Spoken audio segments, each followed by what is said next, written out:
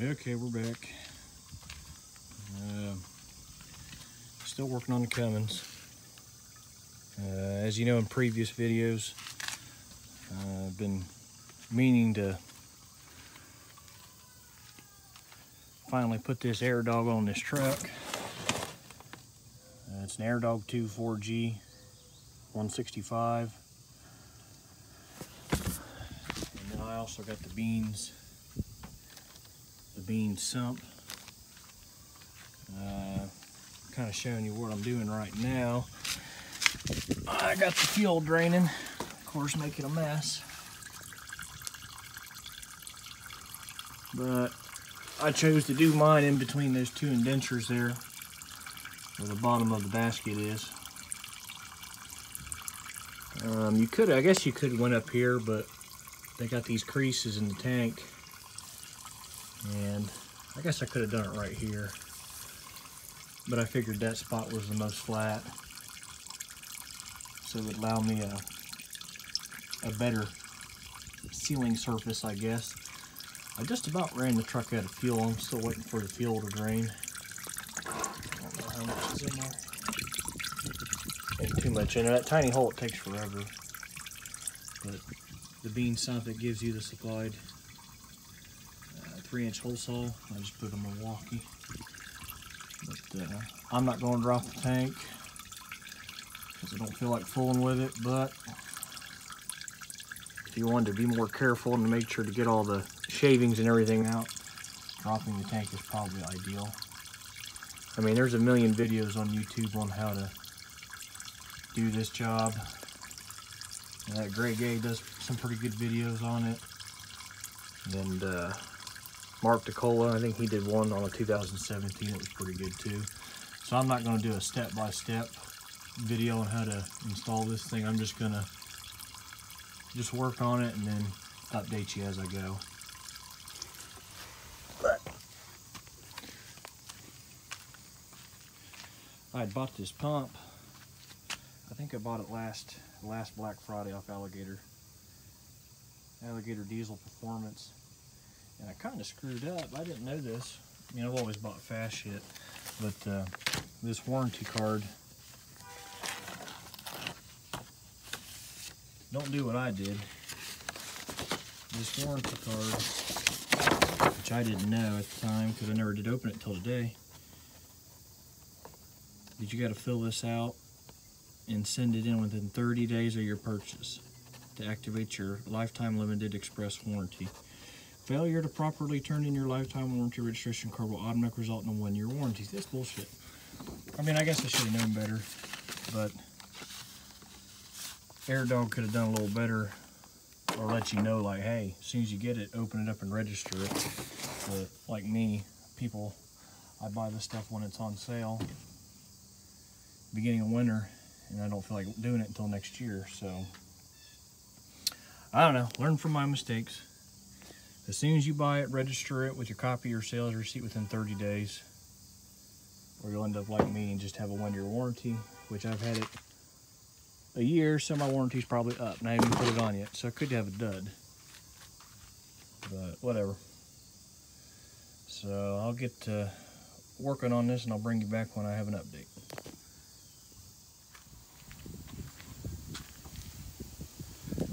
Okay, we're back a couple hours later. The hole saw that Beans gives you with the kit, but it's complete junk.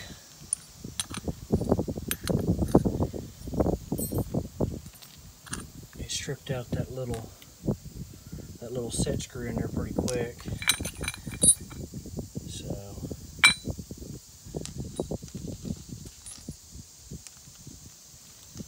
I just tightened it up like this and used a 7/8 socket to finish drilling the hole.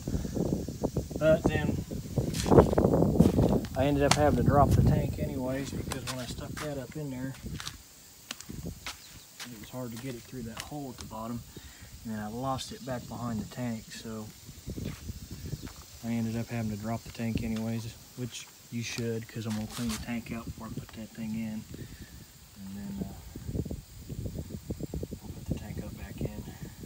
But yeah, so far, the only thing I don't like about putting it right there where they tell you to put it usually is then you're right up against the bottom of the sending unit, and I just dump fuel everywhere. Make a big mess. But yeah, I don't know. We'll figure it out here in a minute. But I'll bring you back once I get the sump installed.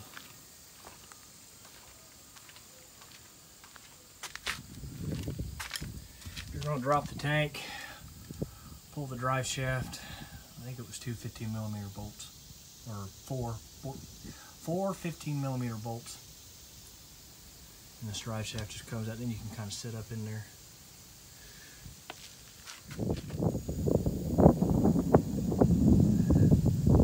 It's after I got the sump installed.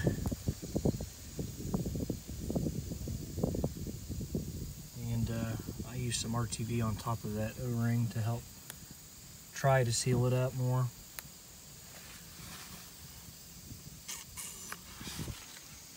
Clean up the edges. Used one of these deburring tools.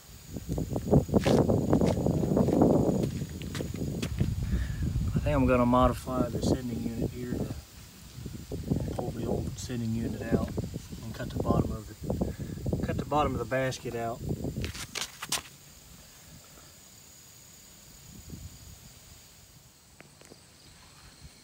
All right, I'm back again. It's the next day. Wrapping up this AirDog install. As you can see, there's my beans sump. Ran my hoses like that. And I mounted my AirDog here. Got it tucked up in there where you can barely see. I didn't want it on the outside of the frame just because if it's on the inside, at least all the lines can run. You know, I don't have to run straight. I don't have to loop it around or over the frame. I guess it looks a little bit cleaner that way. But there's the AirDog. Yeah. There's my suction line. I got my return line there, going up and over, back to the sump, return, and that's your suction side, return, and then right side is suction. I did have to drop the tank.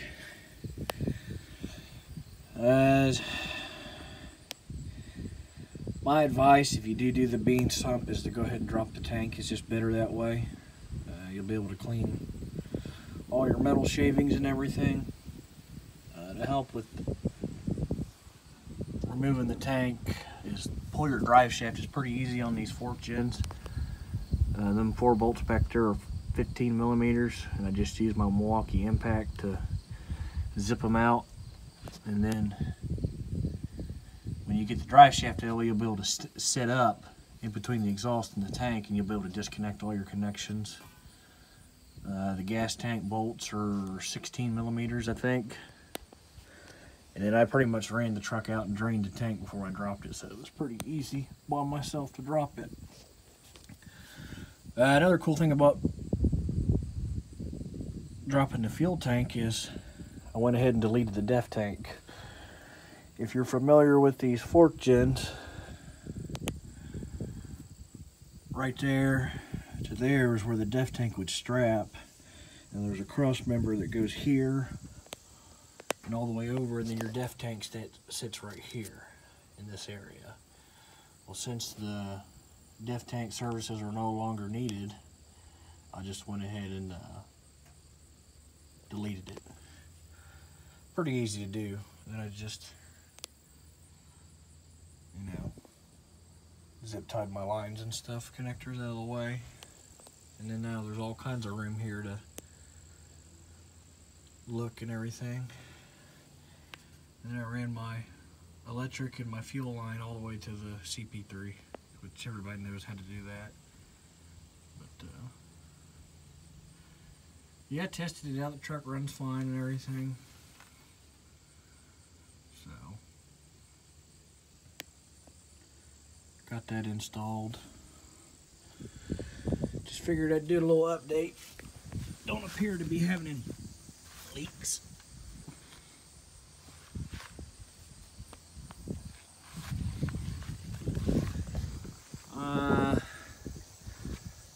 I think all in all, it took me 8 hours to do this job, to drop the tank, drill the hole, install the sump, put the tank back up, install the lift pump, and route all the lines and the electric stuff. So if you plan on doing this yourself, I would plan on saving 2 days to do it, just because I split up the 8 hours into 2 days just where I wouldn't burn myself out.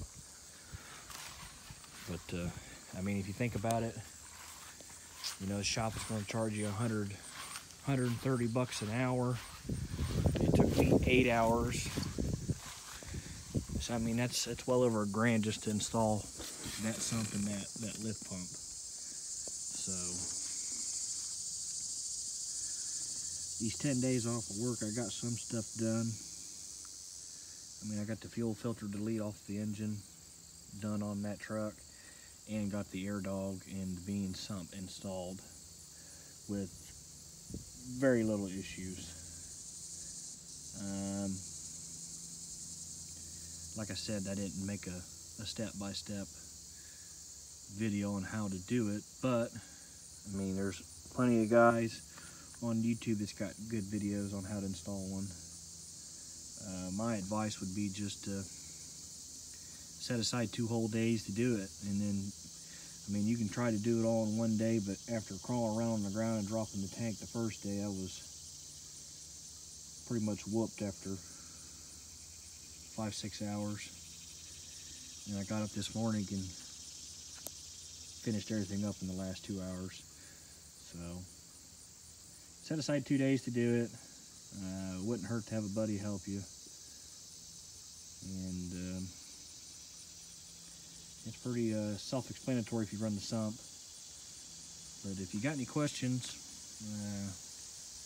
leave a comment and I'll try to answer it or help you out any way I can. But other than that,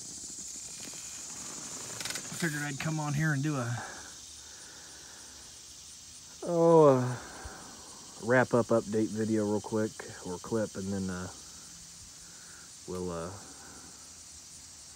move on to the next project. I didn't get to do anything to the GTI this week. It's just, I felt like working on diesel stuff, so I've been working on that all week. And we might do the GTI next weekend. I'm not sure. For the Cummins, I got head studs for it. That'll probably be one of the next things that happens. And then for future mods, I'd like to get a set of forged wheels for it. That might be next spring. And then I don't know if I want to go twin turbo or just do a second gen swap. But I don't know. Throw your ideas in the comments. I mean, the truck's already got the clutch. It's got the fuel system. It's already deleted and tuned. Got the exhaust, intake, intercooler pipes. So I mean, heck, all it needs is head studs, and